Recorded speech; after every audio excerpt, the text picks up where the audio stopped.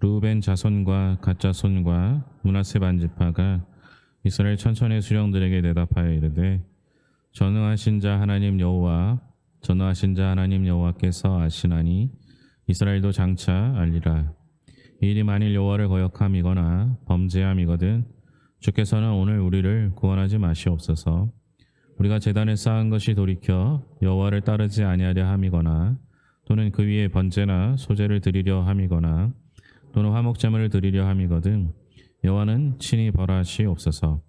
우리가 목적이 있어서 주의하고 이같이 하였노라 곧 생각하기를 후일에 너희의 자손이 우리 자손에게 말하여 이르기를 너희가 이스라엘 하나님 여호와와 무슨 상관이 있느냐.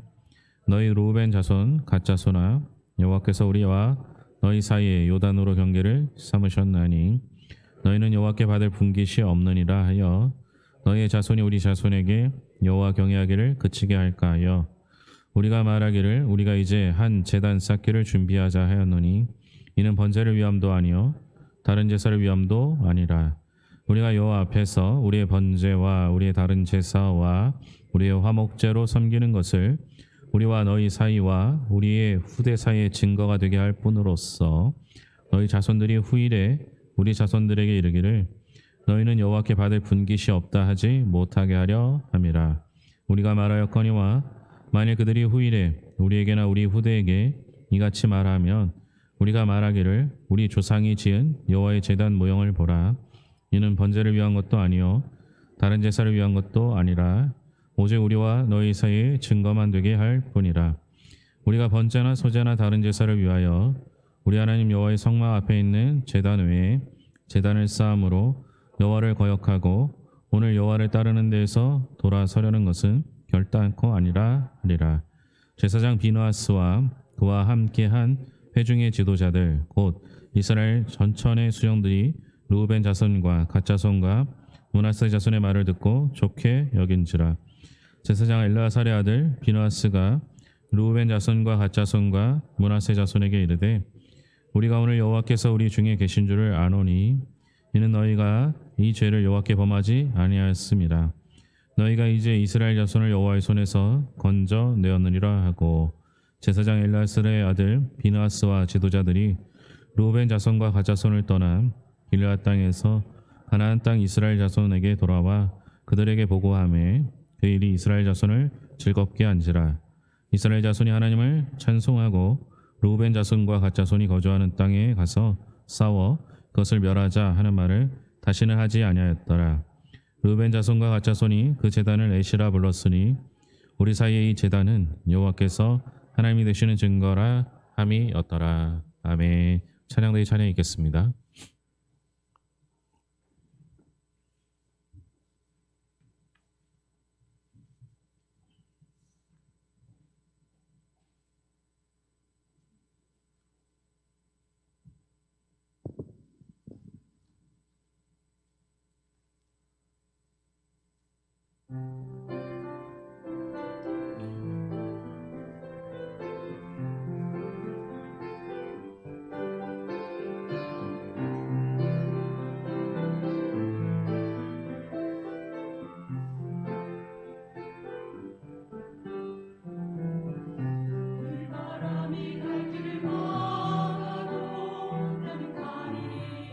죄를 가리 나는 뭐라가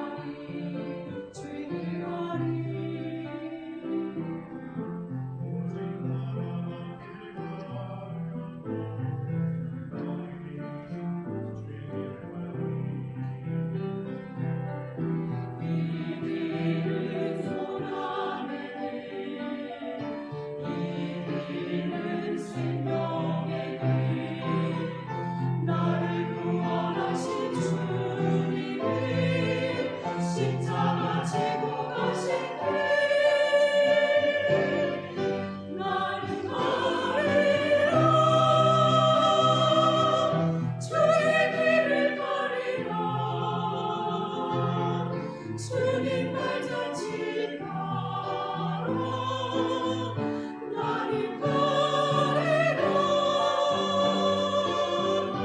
나는 가리라 주의 길을 가리라 주님 발자취 따라 나는 가리라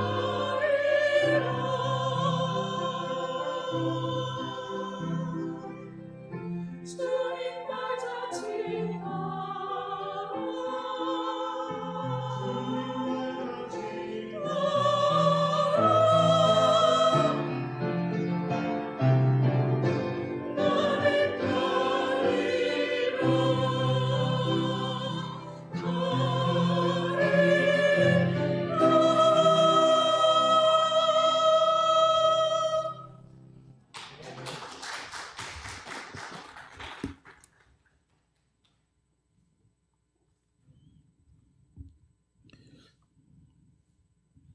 올해 시작을 여호수아로 시작해서 이제 여호수아를 이제 마무리하고 다음 주부터 이제 누가복음을 보게 됩니다.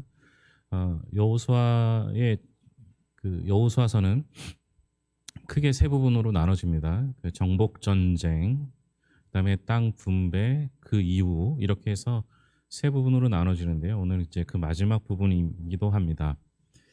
오늘 본문만 떼어서 보면 이스라엘 백성들이 오해하고 그 오해된 것들을 서로 이야기함으로써 해결해 나가는 과정이라고 볼 수 있습니다. 그런데 오늘 말씀을 읽다 보면 어느 한 구석에 좀 찜찜함이 좀 남아 있습니다. 언어는 신앙적인 언어를 쓰고 서로 하나님을 앞세우고 있지만 그 어디에도 하나님은 등장하지 않아요. 그래서 오늘 말씀을 통해서 우리가 좀 더 깊이 살펴볼 필요가 있습니다. 이스라엘이 가나안에 입성하기 전에 모세가 지도자로 있을 때 두 지파 반, 루벤, 갓, 므낫세의 반은 요단 동편에 남게 해달라고 요청을 합니다. 그때 모세는 조건부 허용을 하죠. 가나안에 들어갔을 때 함께 정복 전쟁에 참여하는 것을 조건으로 허락해 줍니다. 그리고 그것을 기억했던 여호수아가 두 지파 반을 향하여 이제 가족을 요단 동편에 두고 앞장서서 싸워달라 이렇게 주문합니다. 그렇게 가나안 정복 전쟁을 7년 동안 하고 이제 땅 분배까지 마쳤습니다. 약속을 지키고 가족을 떠나 7년간 전쟁에 동행했던 두 지파 반을 축복하고 전리품을 포함하여 그들에게 복을 주고 떠나보내게 됩니다. 얼마나 화기애애한 장면입니까? 그런데 그렇게 보낸 두 지파 반을 향하여 나머지 지파들은 분노합니다. 22장 12절 말씀입니다. 이스라엘 자손이 이를 듣자 곧 이스라엘 자손의 온 회중이 실로에 모여서 그들과 싸우러 가려 하니라. 아직 그들이 요단 동편에 도착하지도 않았던 때입니다. 지금까지 축복하여 보냈던 그들을 향하여 다른 신들을, 그러니까 그들이 하나님 외에 다른 신들을 섬기려고 하는 줄 알고 군사를 일으켰는데 사연을 듣고 보니 그게 아니었습니다. 혹시 이 다음에 자기들이 강 건너편에 있다는 이유로 하나님의 공동체에서 제외되는 일이 있을까 싶어서 자기들도 하나님을 섬긴다라는 증거로 제단을 쌓았다라고 합니다. 이스라엘이 경솔하게 소란을 부린 일회성 해프닝 같아 보이기도 합니다. 하지만 성경은 우리를 하나님의 사람으로 교훈하고 책망하고 바르게 하고 의로 교육하기에 유익한 하나님의 말씀이죠. 경솔하지 말라 이 말씀이 가르칠 정도로 한가한 책이 아닙니다. 옛날에 이스라엘 사람들이 말이야 요단 동편에 있는 자기들의 동족을 잠깐 오해했던 적이 있었어 라고 그런 사실을 굳이 우리에게 알게 할 필요는 없죠. 그러면 차근차근 따져봅시다. 22장 7절 말씀 앞부분에 보면 므낫세 반지파에게는 모세가 바산에서 기업을 주었고 그 남은 반지파에게는 여호수아가 요단 이쪽 서쪽에서 그들의 형제들과 함께 기업을 준지라. 본래 이스라엘은 한 공동체죠. 그러니까 이스라엘이 요단강을 중심으로 동편과 서편에 나누는 건 사실은 이상한 거예요. 한 동족이니까요. 그런데 그러면 뭐 루벤 갓은 한 지파씩 각각 땅을 분배받았으니까 그렇다 치더라도 므낫세라는 지파는 반반을 나눠요. 그러니까 이상하다 이렇게 생각하면 우리가 그렇게 생각할 수 있잖아요. 그러면 여러분 사실은요. 이스라엘이 요단강을 중심으로 동편과 서편에 나누는 거 이것도 사실은 이상해야 되는 거예요. 이스라엘 전체가 하나였잖아요. 그렇죠? 야곱의 자손들이 있잖아요. 그러면 왜 이스라엘은 요단강이라는 경계를 중심으로 동편과 서편으로 나눠지게 되었는가를 다시 한번 볼 필요가 있어요. 요단 동편은 어떤 땅이었습니까? 그곳은 본래 헤스본 왕 시혼과 바산 왕 옥의 영토였습니다. 그들이 그 땅을 탐내서 모세에게 간청한 말이 있는데요. 민수기 32장 4절 말씀 중을 제가 개역 한글판으로 읽겠습니다. 곧 여호와께서 이스라엘 회중 앞에서 쳐서 멸하신 땅은 가축의 적당한 곳이요 당신의 종들에게는 가축이 있나이다. 이게 개역 개정판에선 좀 모호하게 표현돼 있어요. 원문으로 봐도 마찬가지입니다. 곧 여호와께서 이스라엘 회중 앞에서 치신 그 땅은 가축을 위한 땅입니다. 그리고 당신의 종들에게는 가축이 있습니다. 이렇게 해석해야 합니다. 그 땅은 어떤 땅입니까? 가축을 위한 땅입니다. 다시 말하면 그 땅은 가축을 기르기에 유리한 땅이지 하나님의 백성을 위한 땅은 아니었다라는 말입니다. 하나님께서 아브라함에게 가나안 땅을 약속하셨습니다. 그리고 가나안 땅은 요단 건너편에 있습니다. 요단 동편의 땅이 아무리 비옥해도 그것이 하나님의 언약을 대신할 수는 없습니다. 마치 옛날 소돔에서요. 롯이 소돔을 선택할 때 보기에 좋았던 안목의 정욕에 따라 선택한 것과 같았던 것이죠. 그들이 모세에게요. 민수기 32장 5절에 우리가 만일 당신에게 은혜를 입었으면 이 땅을 당신의 종들에게 그들의 소유로 주시고 우리에게 요단강을 건너지 않게 하소서 이렇게 부탁을 합니다. 모세한테 한 부탁이에요. 모세가 말년에요. 가나안 땅을 바라보면서 저 땅을 한 번만 밟게 해달라고 그렇게 하지 않았습니까? 모세의 소원이 가나안 땅을 밟는 거였어요. 근데 이 두 지파 반은 그런 모세를 향하여 요단강을 건너지 않게 해달라고 간청했으니까 대체 그들의 정체는 무엇입니까? 22장 9절입니다. 같이 읽겠습니다. 르우벤 자손과 갓 자손과 므낫세 반지파가 가나안 땅 실로에서 이스라엘 자손을 떠나 여호와께서 모세에게 명령하신 대로 받은 땅 곧 그들의 소유지 길앗으로 가니라. 성경은요. 이 두 지파반의 행보를 정확하게 지적합니다. 르우벤 자손과 갓 자손과 므낫세 반지파가 가나안 땅 실로에서 이스라엘 자손을 떠났다라고 표현했습니다. 가나안 땅을 떠났으리 그들이 가는 곳은 가나안이 아니겠죠. 특히 당시 실로라는 곳은 하나님의 임재를 상징하는 성막을 모신 곳입니다.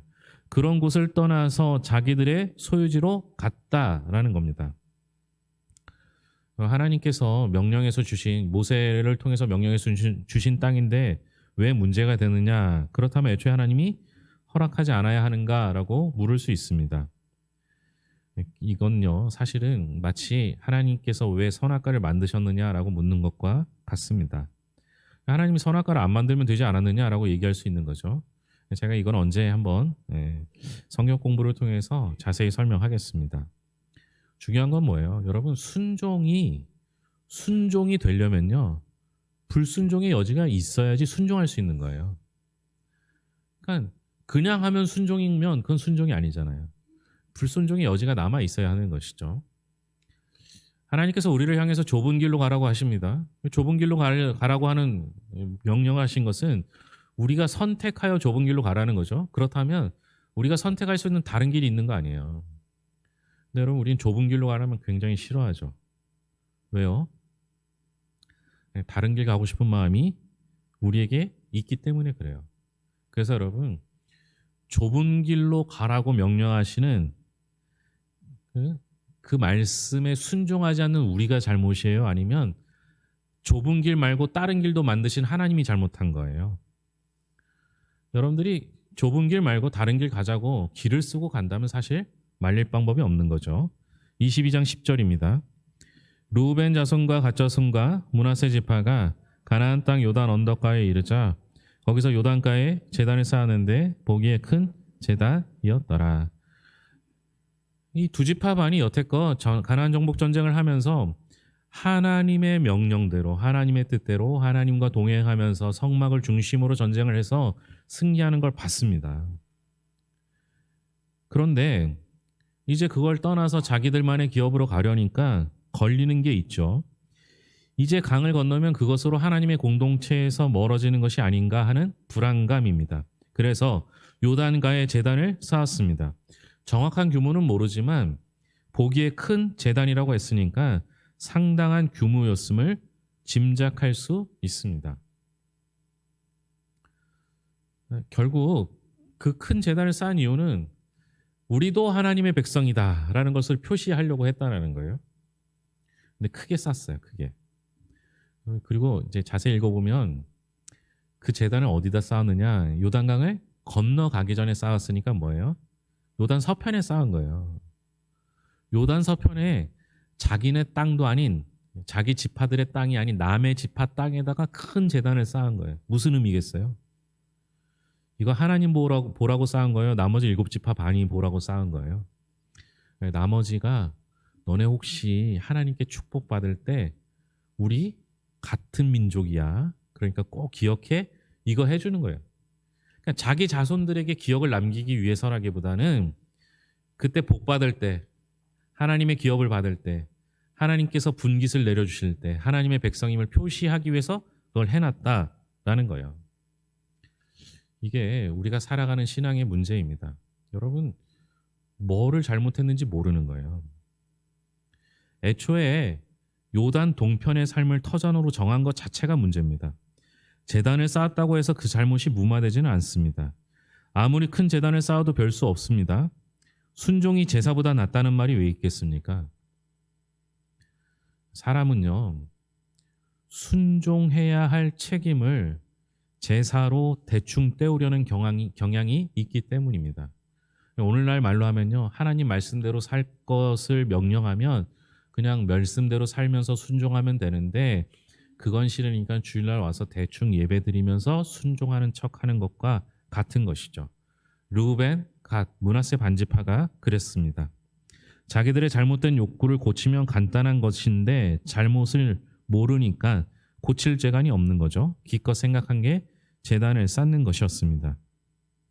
겉으로 내세운 건 하나님의 백성임을 확인하고 싶어서였지만 거기에 숨은 뜻은 세상 욕심을 포기하기 싫어서였습니다. 예수님께서 공생의 사역을 시작하시기 전에 하나님께 순종하는 대신 세상을 가지라는 유혹을 단호히 거부하셨습니다. 우린 그런 예수님을 믿는 사람들이죠. 그런 예수님을 주님으로 고백하는 사람들도 다 그랬으면 좋겠는데 그게 아닙니다. 교회의 언저리를 맴돌면서 세상을 기웃거리는 사람들이 얼마든지 있습니다. 예수님 없으면 못 산다라고 말하지만 실제로는 예수님만 있어도 못 사는 사람들이 많습니다. 그들한테 아예 교회를 떠나라고 하면 뭐라고 하겠습니까? 당연히 질색하겠죠. 신앙생활을 제대로 할 마음은 없으면서도 하나님의 백성이라는 명분, 직분을 포기하는 것은 말도 안 된다라고 생각합니다. 그래서 마음은 세상에 있으면서 최소한의 신앙 행위는 합니다. 자기가 하나님의 백성이라는 사실을 어느 만큼 하나님 말씀에 합당하게 살아가느냐로 확인하는 것이 아니라 자기에게 있는 최소한의 신앙 행위로 확인하는 것이죠. 르우벤, 갓, 므낫세 반지파가 바로 그런 사람들이었습니다. 그들을 향한 이스라엘의 반응도 마찬가지입니다. 요단 동편으로 간 르우벤, 갓, 므낫세 반지파가 영문모를 제단을 세웠다는 말을 듣고 하나님을 버리고 우상을 섬기기로 작정한 줄 알고 분연히 군사를 일으켰습니다. 얼핏 생각하면 하나님을 생각하는, 하나님을 섬기는 열심이 특심인 것처럼 보이지만 그렇다고 하기에는 지금까지 이스라엘의 행적이 의심스럽습니다. 이스라엘이 언제 이렇게 하나님에게 열심이었던 적이 있습니까? 이스라엘에게 정복 전쟁 이후에 땅 분배를 할 때 보면요, 덧붙이는 말들이 자주 나와요. 그게 뭐예요? 거기 있는 가나안 족속들을 쫓아내지 못했더라.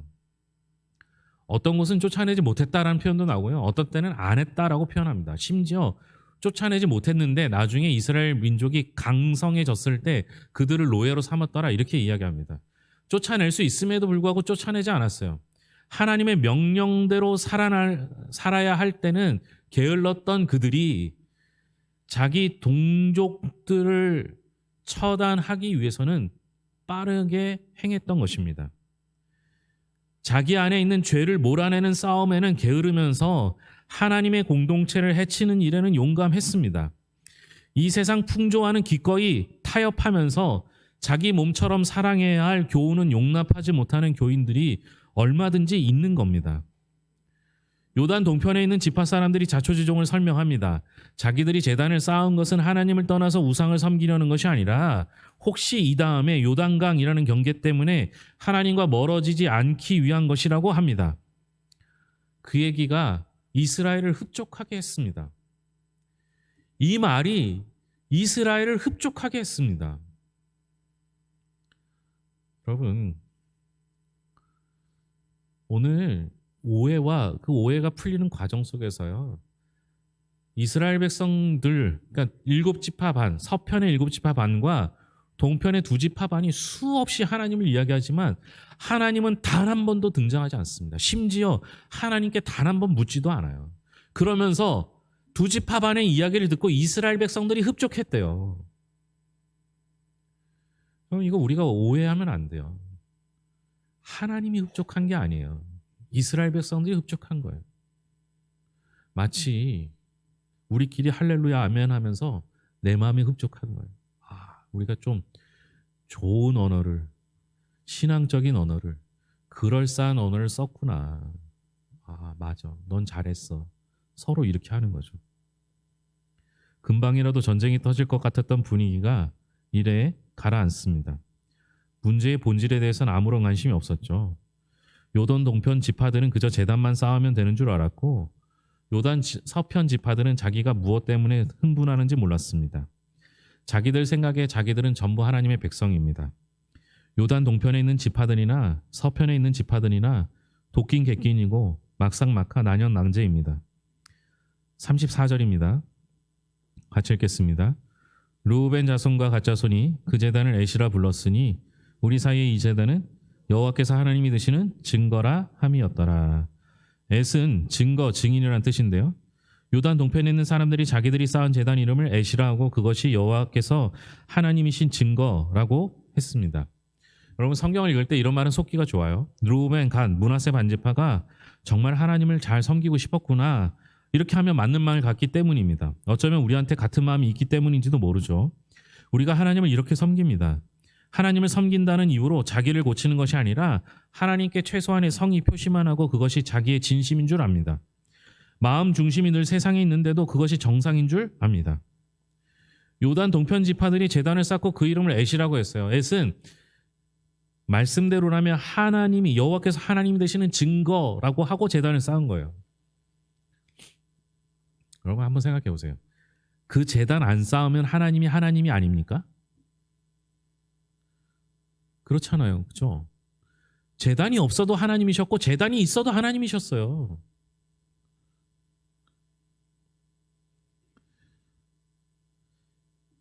우리가 이야기를 들으면서 그 이름을 엣이라고 했다는 내용을 보면서 고개를 끄덕이는 것도 마찬가지입니다. 우리가 그만큼 하나님을 피상적으로 섬기면서 그것이 잘못인 줄 모르기 때문에 그렇죠. 지금까지 늘 그래왔고 앞으로도 계속 그럴 요량이라면 참 힘든 일입니다. 그러니까 여러분, 우리 잘 알아야 돼요. 요단 동편에 거기 하나님 안 계실까요? 요단 서편에는 거기에만 하나님이 계실까요? 여러분, 우리 하나님은요, 우리가 쌓은 제단에 의해서 하나님이 증거되지 않아요. 그것과 상관없이 우리 하나님은 늘 하나님이셔요. 오히려 우리가 하나님을 인정할 국리를, 제단을 쌓는 것이 아니라 어떻게 하면 하나님의 백성인지를 인정받는 것이 훨씬 더 중요한 거예요. 제가 오늘 말씀을 보면서 이제 원고에는 이게 마지막이에요. 그런데 여러분들이 알아들었기를 바라는데 그렇지 않을 수도 있으니까요. 여러분 오늘 문제를 해결할 수 있는 가장 쉬운 방법이 있어요. 오해도 안 쌓이고 문제도 안 생기는 가장 좋은 방법이 뭐예요?